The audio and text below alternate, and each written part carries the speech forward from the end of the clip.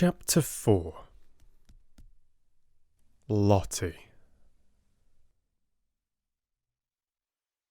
If Sarah had been a different kind of child, the life she led at Miss Minchin's select seminary for the next 10 years would not have been at all good for her. She was treated more as if she were a distinguished guest at the establishment than if she were a mere little girl. If she had been a self-opinionated, domineering child, she might have become disagreeable enough to be unbearable through being so much indulged and flattered. If she had been an indolent child, she would have learned nothing.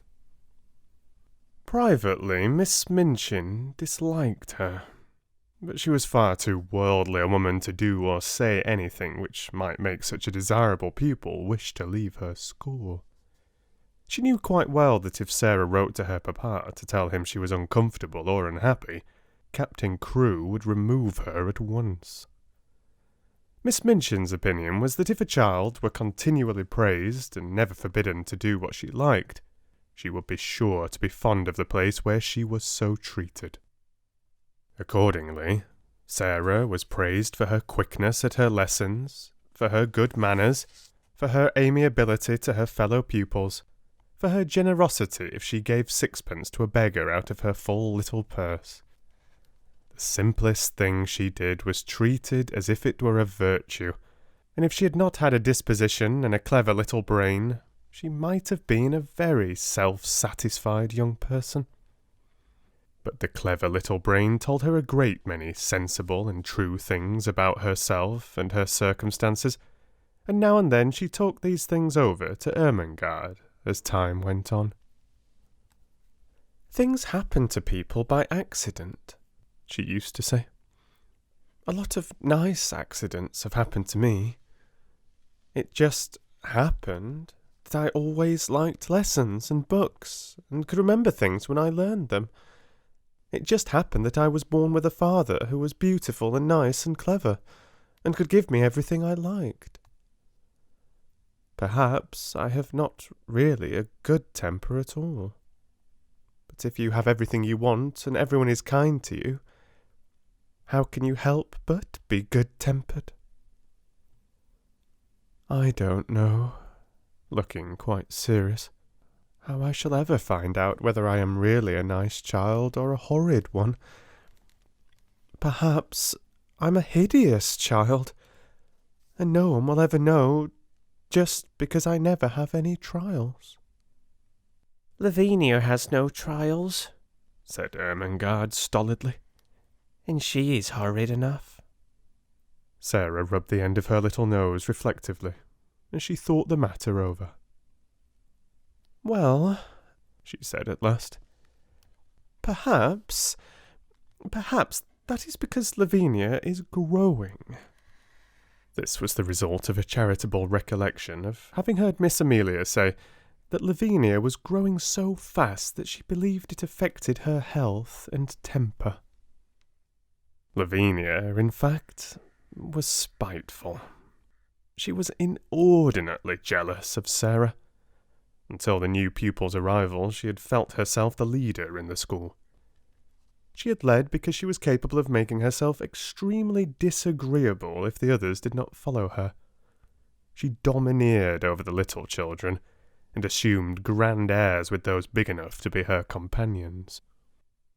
She was rather pretty, and had been the best-dressed pupil in the procession when the select seminary walked out 2 by 2, until Sarah's velvet coats and sable muffs appeared, combined with drooping ostrich feathers, and were led by Miss Minchin at the head of the line. This, at the beginning, had been bitter enough, but as time went on it became apparent that Sarah was a leader too, and not because she could make herself disagreeable, but because she never did. "There's one thing about Sarah Crewe," Jessie had enraged her best friend by saying honestly. "She's never grand about herself the least bit. And you know she might be, Lavvy. I believe I couldn't help being just a little if I had so many fine things and was made such a fuss over. It's disgusting the way Miss Minchin shows her off when parents come. Dear Sarah must come into the drawing-room and talk to Mrs. Musgrave about India, mimicked Lavinia in her most highly flavoured imitation of Miss Minchin. Dear Sarah must speak French to Lady Pitkin. Her accent is so perfect. She didn't learn her French at the seminary at any rate, and there's nothing so clever in her knowing it. She says herself she didn't learn it at all. She just picked it up because she always heard her papa speak it. And as to her papa, there is nothing so grand in being an Indian officer. Well, said Jessie slowly, he's killed tigers. He killed the one in the skin Sarah has in her room. That's why she likes it so. She lies on it and strokes its head, and talks to it as if it was a cat. She's always doing something silly, snapped Lavinia. My mamma says that way of hers of pretending things is silly. She says she will grow up eccentric. It was quite true that Sarah was never grand. She was a friendly little soul, and shared her privileges and belongings with a free hand.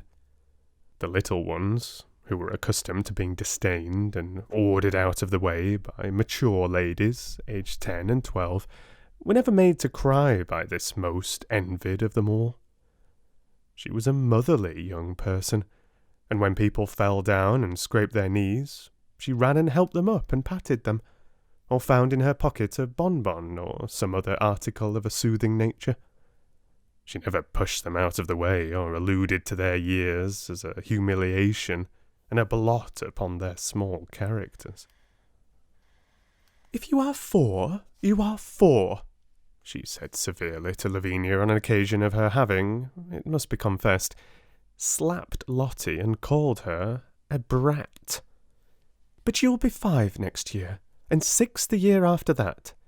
And, opening large convicting eyes, it takes 16 years to make you 20. Dear me, said Lavinia, how we can calculate. In fact, it was not to be denied that 16 and 4 made 20, and 20 was an age the most daring were scarcely bold enough to dream of. So the younger children adored Sarah. More than once she had been known to have a tea party, made up of these despised ones, in her own room. And Emily had been played with, and Emily's own tea service used, the one with cups which held quite a lot of much sweet and weak tea, and had blue flowers on them. No one had seen such a very real doll's tea set before.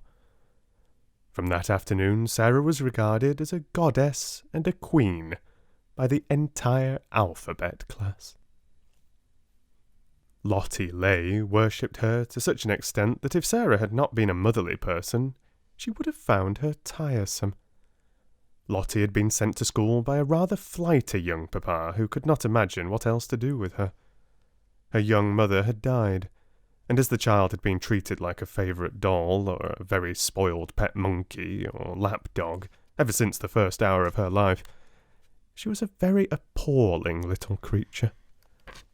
When she wanted anything, or did not want anything, she wept and howled, and, as she always wanted the things she could not have, and did not want the things that were best for her, her shrill little voice was usually to be heard uplifted in wails, in one part of the house or other. Her strongest weapon was that in some mysterious way she had found out that a very small girl who had lost her mother was a person who ought to be pitied and made much of. She had probably heard some grown-up people talking her over in the early days after her mother's death, so it became her habit to make great use of this knowledge.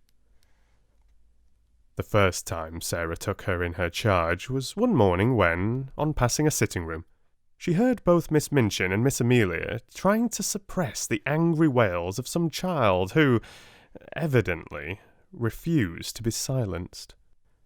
She refused so strenuously indeed that Miss Minchin was obliged to almost shout, in a stately and severe manner, to make herself heard. "What is she crying for?" she almost yelled. "Oh, Sarah heard. I haven't got any Mama. Oh, Lottie, screamed Miss Amelia. Do stop, darling. Don't cry. Please don't. Lottie howled tempestuously. Haven't got any Mama. She ought to be whipped, Miss Minchin proclaimed. You shall be whipped, you naughty child. Lottie wailed more loudly than ever. Miss Amelia began to cry. Miss Minchin's voice rose until it almost thundered. Then suddenly she sprang up from her chair in impotent indignation and flounced out of the room, leaving Miss Amelia to arrange the matter. Sarah had paused in the hall, wondering if she ought to go into the room because she had recently begun a friendly acquaintance with Lottie and might be able to quiet her. When Miss Minchin came out and saw her, she looked rather annoyed. She realised that her voice, as heard from inside the room, could not have sounded either dignified or amiable. "Oh, Sarah!" she exclaimed, endeavouring to produce a suitable smile. "I stopped," explained Sarah, "because I knew it was Lottie, and I thought perhaps, just perhaps, I could make her be quiet. May I try, Miss Minchin?" "If you can, you are a clever child," answered Miss Minchin, drawing in her mouth sharply. Then, seeing that Sarah looked slightly chilled by her asperity, she changed her manner. "But you are clever in everything," she said in her approving way. "I dare say you can manage her. Go in." And she left her. When Sarah entered the room, Lottie was lying upon the floor, screaming and kicking her small fat legs violently, and Miss Amelia was bending over her in consternation and despair, looking quite red and damp with heat. Lottie had always found, when in her own nursery at home, that kicking and screaming would always be quieted by any means she insisted on. Poor plump Miss Amelia was trying first one method and then another. "Poor darling," she said one moment. "I know you haven't any, Mamma. Poor..." Then in quite another tone, "If you don't stop, Lottie, I will shake you. Poor little angel. There. Oh, you wicked, bad, detestable child. I will smack you. I will." Sarah went to them quietly. She did not know at all what she was going to do, but she had a vague, inward conviction that it would be better not to say such different kinds of things quite so helplessly and excitedly. "Miss Amelia," she said in a low voice, "Miss Minchin says I may try to make her stop. May I?" Miss Amelia turned and looked at her hopelessly. "Oh, do you think you can?" she gasped. "I don't know whether I can," answered Sarah, still in her half-whisper. "But I will try." Miss Amelia stumbled up from her knees with a heavy sigh, and Lottie's fat little legs kicked as hard as ever. "If you will steal out of the room," said Sarah, "I will stay with her." "Oh, Sarah," almost whimpered Miss Amelia.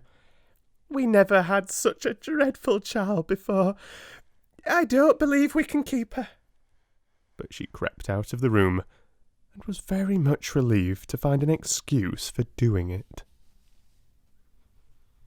Sarah stood by the howling, furious child for a few moments, and looked down at her without saying anything.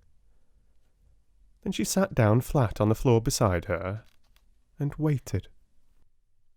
Except for Lottie's angry screams, the room was quite quiet. This was a new state of affairs for little Miss Lay, who was accustomed, when she screamed, to hear other people protest and implore and command and coax by turns. To lie and kick and shriek, and find the only person near you not seeming to mind in the least attracted her attention. She opened her tight-shut, streaming eyes to see who this person was, and it was only another little girl. But it was the one who owned Emily and all the nice things, and she was looking at her steadily, and as if she was merely thinking. Having paused for a few seconds to find this out, Lottie thought she must begin again, but the quiet of the room and of Sarah's odd, interested face made her first howl rather half-hearted. "I haven't any Mama," she announced, but her voice was not so strong. Sarah looked at her still more steadily, but with a sort of understanding in her eyes. "Neither have I," she said. This was so unexpected that it was astounding. Lottie actually dropped her legs, gave a wriggle, and lay and stared. A new idea will stop a crying child when nothing else will.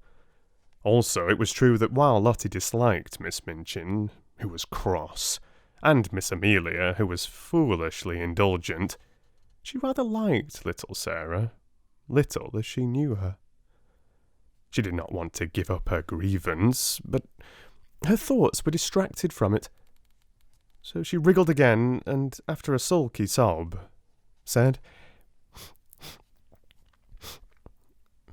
"Where is she?"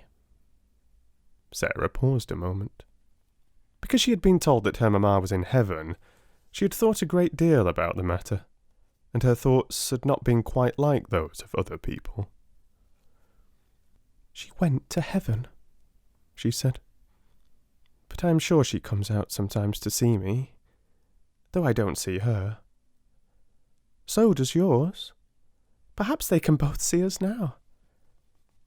Perhaps they are both in this room." Lottie sat bolt upright and looked about her. She was a pretty little curly-headed creature, and her round eyes were like wet forget-me-nots. If her mamma had seen her during the last half-hour, she might not have thought her the kind of child who ought to be related to an angel. Sarah went on talking. Perhaps some people might think that what she said was rather like a fairy story, but it was all so real to her own imagination that Lottie began to listen in spite of herself. She had been told that her mamma had wings and a crown, and she'd been shown pictures of ladies in beautiful white nightgowns who were said to be angels. But Sarah seemed to be telling a real story about a lovely country where real people were. "There are fields and fields of flowers," she said, forgetting herself, as usual when she began, and talking rather as if she were in a dream. "Fields and fields of lilies. And when the soft wind blows over them, it wafts the scent of them into the air. And everybody always breathes it, because the soft wind is always blowing. And little children run about in the lily fields and gather armfuls of them, and laugh and make little wreaths. And the streets are shining, and people are never tired, however far they walk. They can float anywhere they like. And there are walls made of pearl and gold all round the city, but they are low enough for the people to go and lean on them, and look down onto the earth and smile, and send beautiful messages." Whatsoever story she had begun to tell, Lottie would, no doubt, have stopped crying, and been fascinated into listening, but there was no denying that this story was prettier than most others. She dragged herself close to Sarah, and drank in every word until the end came, far too soon. When it did come, she was so sorry that she put up her lip ominously. "I want to go there," she cried. "I haven't any mamma in this school." Sarah saw the danger signal and came out of her dream. She took hold of the chubby hand and pulled her close to her side with a coaxing little laugh. "I will be your mamma," she said. "We will play that you are my little girl, and Emily shall be your sister." Lottie's dimples all began to show themselves. "Shall she?" she said. "Yes," answered Sarah, jumping to her feet. "Let us go and tell her, and then I will wash your face and brush your hair." To which Lottie agreed quite cheerfully, and trotted out of the room and upstairs with her, without seeming even to remember that the whole of the last hour's tragedy had been caused by the fact that she had refused to be washed and brushed for lunch, and Miss Minchin had been called in to use her majestic authority. And from that time, Sarah was an adopted mother.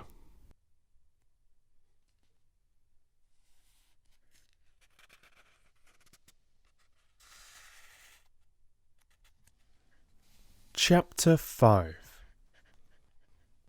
Becky. Of course, the greatest power Sarah possessed, and the one which gained her even more followers than her luxuries and the fact she was the show pupil, the power that Lavinia and certain other girls were most envious of, and at the same time most fascinated by in spite of themselves, was her power of telling stories and of making everything she talked about seem like a story, whether it was one or not. Anyone who's been at school with a teller of stories knows what the wonder means, how he or she is followed about and besought in a whisper to relate romances, how groups gather round and hang on the outskirts of the favoured party, in the hope of being allowed to join in and listen. Sarah not only could tell stories, but she adored telling them.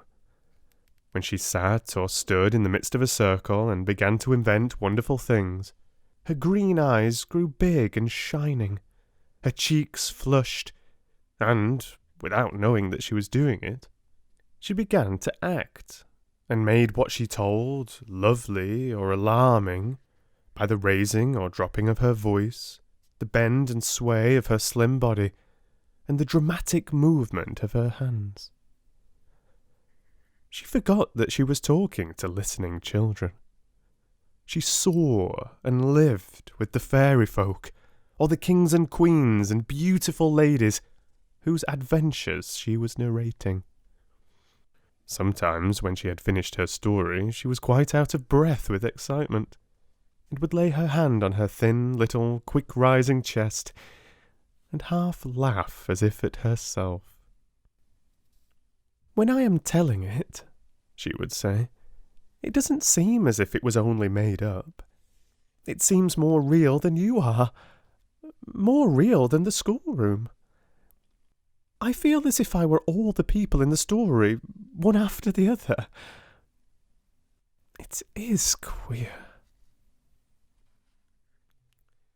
She had been at Miss Minchin's school about 2 years, when one foggy winter's afternoon, as she was getting out of her carriage, comfortably wrapped up in her warmest velvets and furs, and looking very much grander than she knew, she caught sight, as she crossed the pavement, of a dingy little figure standing on the area steps, and stretching its neck so that its wide-open eyes might peer at her through the railings. Something in the eagerness and timidity of the smudgy face made her look at it, and when she looked she smiled, because it was her way to smile at people. But the owner of the smudgy face and the wide-open eyes evidently was afraid that she ought not to have been caught looking at pupils of importance. She dodged out of sight like a jack-in-the-box and scurried back into the kitchen, disappearing so suddenly that if she had not been such a poor little forlorn thing, Sarah would have laughed in spite of herself. That very evening, as Sarah was sitting in the midst of a group of listeners in a corner of the schoolroom, telling one of her stories, the very same figure timidly entered the room, carrying a coal-box much too heavy for her, and knelt down upon the hearth-rug to replenish the fire and sweep up the ashes. She was cleaner than she had been when she peeped through the area railings, but she looked just as frightened. She was evidently afraid to look at the children or seemed to be listening. She put on pieces of coal cautiously with her fingers so that she might make no disturbing noise, and she swept about the fire irons very softly. But Sarah saw in 2 minutes that she was deeply interested in what was going on, and that she was doing her work slowly in the hope of catching a word here and there. And, realizing this, she raised her voice and spoke more clearly. The mermaids swam softly about in the crystal green water, and dragged after them a fishing net, woven of deep-sea pearls, she said. The princess sat on the white rock and watched them. It was a wonderful story about a princess who was loved by a prince merman, and went to live with him in shining caves under the sea. The small drudge before the grate swept the hearth once, and then swept it again. Having done it twice, she did it 3 times, and as she was doing it the 3rd time, the sound of the story so lured her to listen that she fell under the spell, and actually forgot that she had no right to listen at all, and also forgot everything else. She sat down upon her heels as she knelt on the hearthrug, and the brush hung idly in her fingers. The voice of the storyteller went on, and drew her with it into winding grottos under the sea, glowing with soft, clear blue light, and paved with pure golden sands. Strange sea flowers and grasses waved about her, and far away, faint singing and music echoed. The hearth-brush fell from the work-roughened hand, and Lavinia Herbert looked round. "That girl has been listening," she said. The culprit snatched up her brush and scrambled to her feet. She caught at the coal-box and simply scuttled out of the room like a frightened rabbit. Sarah felt rather hot-tempered. "I knew she was listening," she said. "Why shouldn't she?" Lavinia tossed her head with great elegance. "Well," she remarked, "I do not know whether your mamma would like you to tell stories to servant girls, but I know my mamma wouldn't like me to do it." "My mamma?" said Sarah, looking odd. "I don't believe she would mind in the least. She knows that stories belong to everybody." "I thought," retorted Lavinia in severe recollection, "that your mamma was dead. How can she know things?" "Do you think she doesn't know things?" said Sarah in her stern little voice. Sometimes she had a rather stern little voice. "Sarah's mamma knows everything," piped in Lottie. "So does my mamma, except Sarah is my mamma at Miss Minchin's. My other one knows everything. The streets are shining, and there are fields and fields of lilies, and everybody gathers them. Sarah tells me when she puts me to bed." "You wicked thing," said Lavinia, turning on Sarah. "Making fairy stories about heaven." "There are much more splendid stories in Revelation," returned Sarah. "Just look and see. How do you know mine are fairy stories? But I can tell you," with a fine bit of unheavenly temper. "You will never find out whether they are or not if you're not kinder to people than you are now. Come along, Lottie." And she marched out of the room, rather hoping that she might see the little servant again somewhere. But she found no trace of her when she got into the hall. "Who is that little girl who makes the fires?" she asked Mariette that night. Mariette broke forth into a flow of description. Ah, indeed, Mademoiselle Sarah might well ask. She was a forlorn little thing who had just taken the place of scullery maid, though, as to being scullery maid, she was everything else besides. She blacked boots and grates, and carried heavy coal scuttles up and down stairs, and scrubbed floors and cleaned windows, and was ordered about by everybody. She was 14 years old, but was so stunted in growth that she looked about 12. In truth, Mariette was sorry for her. She was so timid that if one chanced to speak to her, it appeared as if her poor, frightened eyes would jump out of her head. "What is her name?" asked Sarah, who had sat by the table with her chin on her hands as she listened absorbedly to the recital. Her name was Becky. Mariette heard everyone below stairs calling, "Becky, do this!" and "Becky, do that!" every 5 minutes in the day. Sarah sat and looked into the fire, reflecting on Becky for some time after Mariette left her. She made up a story of which Becky was the ill-used heroine. She thought she looked as if she had never had quite enough to eat. Her very eyes were hungry. She hoped she should see her again, but though she caught sight of her carrying things up or downstairs on several occasions, she always seemed in such a hurry, and so afraid of being seen, that it was impossible to speak to her. But a few weeks later, on another foggy afternoon, when she entered her sitting room, she found herself confronting a rather pathetic picture.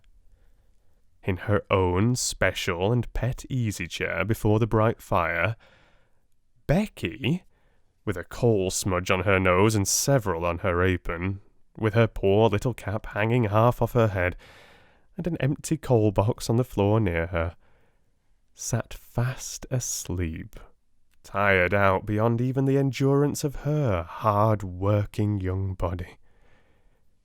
She had been sent up to put the bedrooms in order for the evening. There were a great many of them, and she'd been running about all day.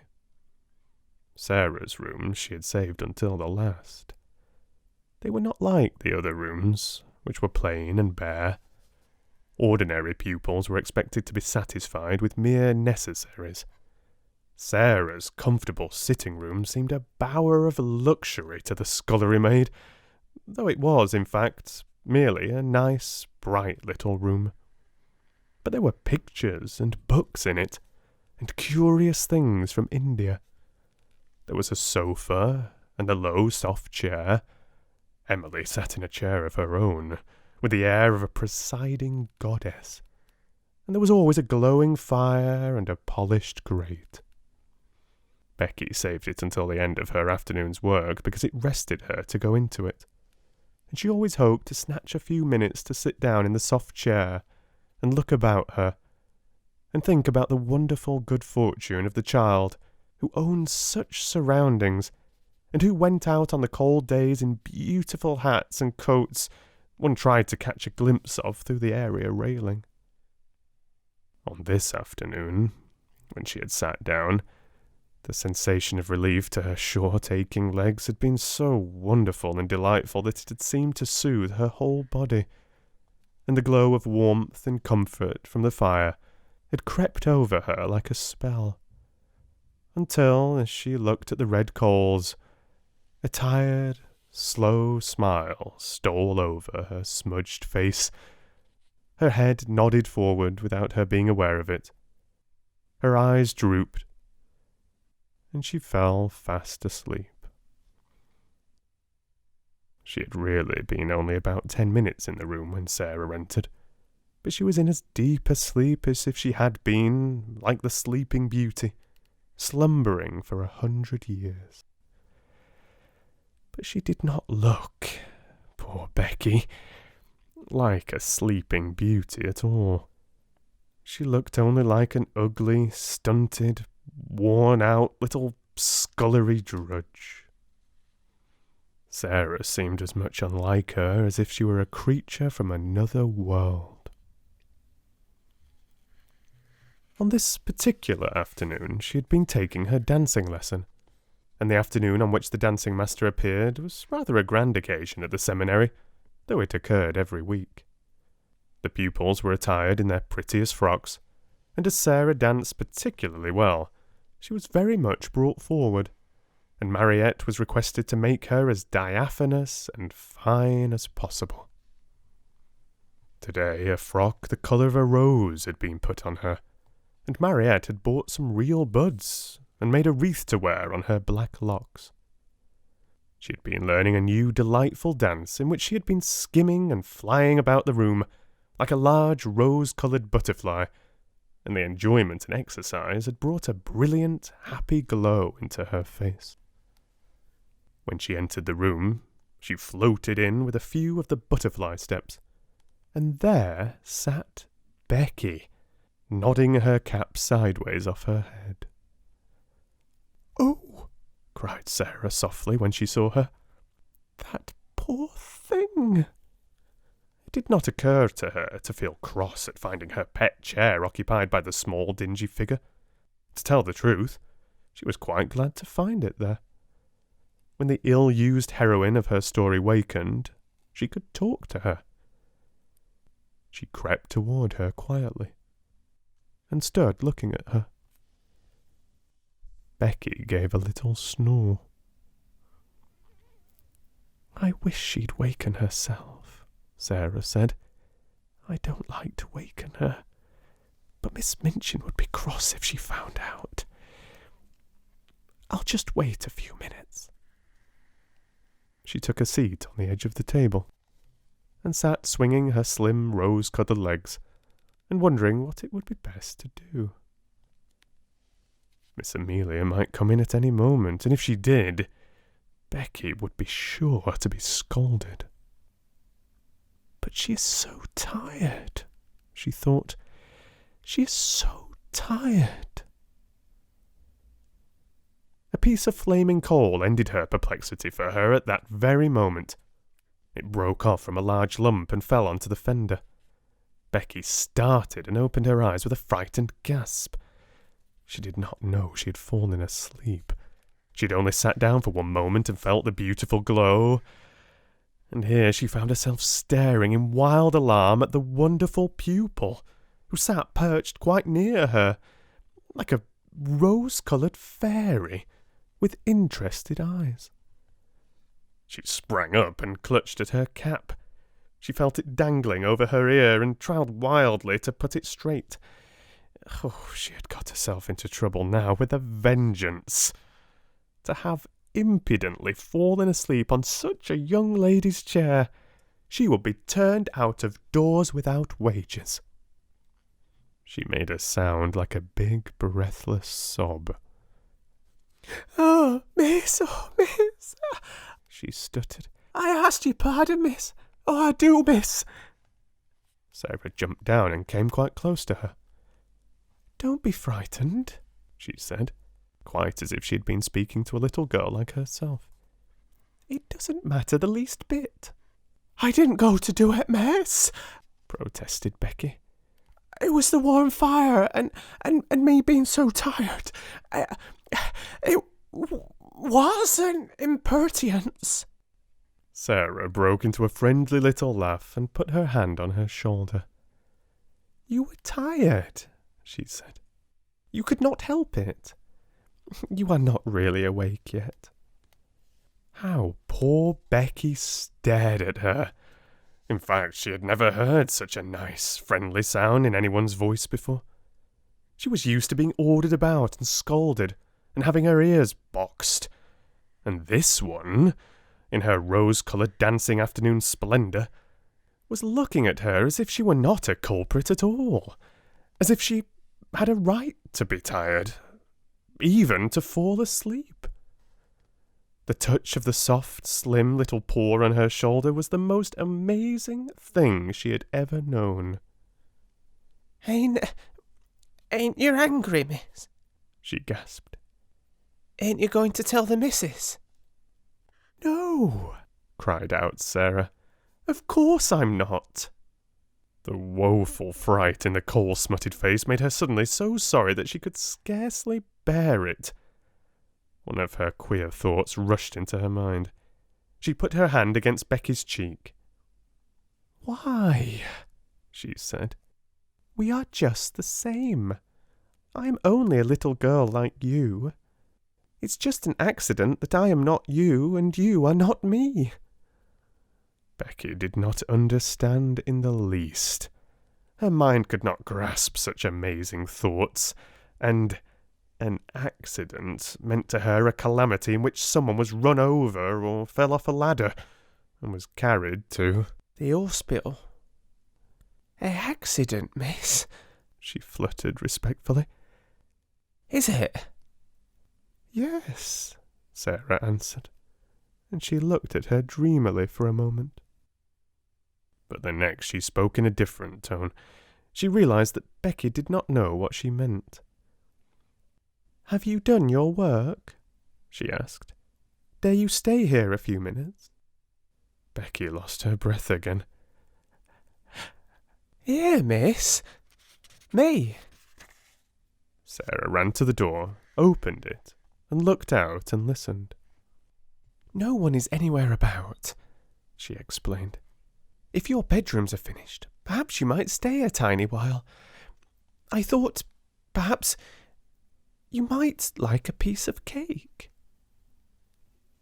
The next 10 minutes seemed to Becky like a sort of delirium. Sarah opened a cupboard and gave her a thick slice of cake. She seemed to rejoice when it was devoured in hungry bites. She talked and asked questions, and laughed until Becky's fears actually began to calm themselves, and she once or twice gathered boldness enough to ask a question or so herself, daring as she felt it to be. "Is that," she ventured, looking longingly at the rose-coloured frock, and she asked it almost in a whisper. "Is that there your best?" "It is one of my dancing frocks," answered Sarah. "I like it. Don't you?" For a few seconds Becky was almost speechless with admiration. Then she said in an awed voice, "Once I see a princess. I was standing in the street with the crowd outside Covent Garden, watching the swells go into the opera. And then there was one everyone stared at most. They says to each other, 'That's the princess.' She was a growed-up young lady, but she was pink all over, gowned and cloak and flowers and all. I called her to mind the minute I see you sitting there on the table, miss. You looked like her." "I've often thought," said Sarah in her reflecting voice, "that I should like to be a princess.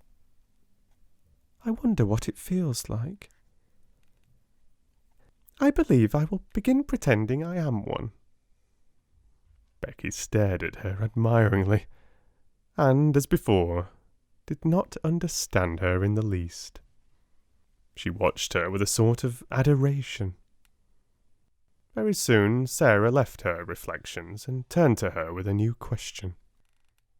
"Becky," she said, "weren't you listening to that story?" "Yes, miss," confessed Becky, a little alarmed again. "I knowed I hadn't oughter, but it was that beautiful, I couldn't help it." "I liked you to listen to it," said Sarah. "If you tell stories, you like nothing so much as to tell them to people who want to listen. I don't know why it is. Would you like to hear the rest?" Becky lost her breath again. "Me? Hear it?" she cried. "Like as if I was a pupil, miss? All about the prince and the little white merbabies swimming about laughing, with stars in their hair?" Sarah nodded. "You haven't time to hear it now, I'm afraid," she said. "But if you will tell me just what time you come to do my rooms, I will try to be here and tell you a bit of it every day until it is finished. It's a lovely long one, and I'm always putting new bits to it."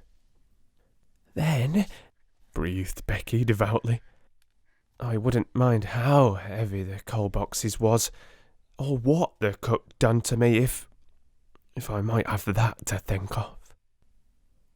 "You may," said Sarah. "I'll tell it all to you." When Becky went downstairs, she was not the same Becky who had staggered up, loaded down by the weight of the coal scuttle. She had an extra piece of cake in her pocket, and she had been fed and warmed, but not only by cake and fire. Something else had warmed and fed her, and the something else was Sarah. When she was gone, Sarah sat on her favourite perch on the end of her table. Her feet were on a chair, her elbows on her knees, and her chin in her hands. "If I was a princess, a real princess," she murmured, "I could scatter largesse to the populace. But even if I am only a pretend princess, I can invent little things to do for people. Things like this." She was just as happy as if it was largesse. "I'll pretend that to do things people like is scattering largesse. I've scattered largesse."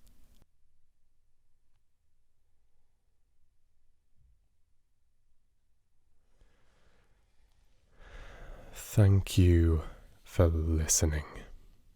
I will leave it there for today.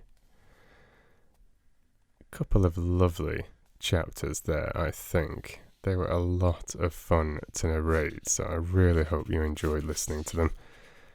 And that you are looking forward to chapter 6, which will be The Diamond Mines.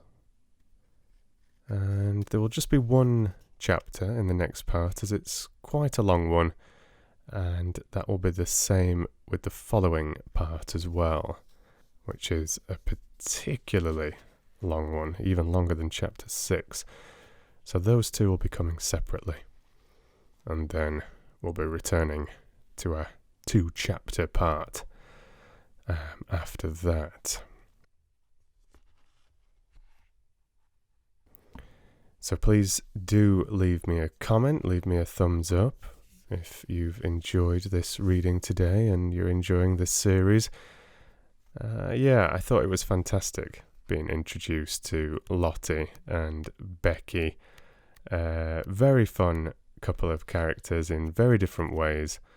Some sensitive subjects raised there, particularly with Becky, I would say.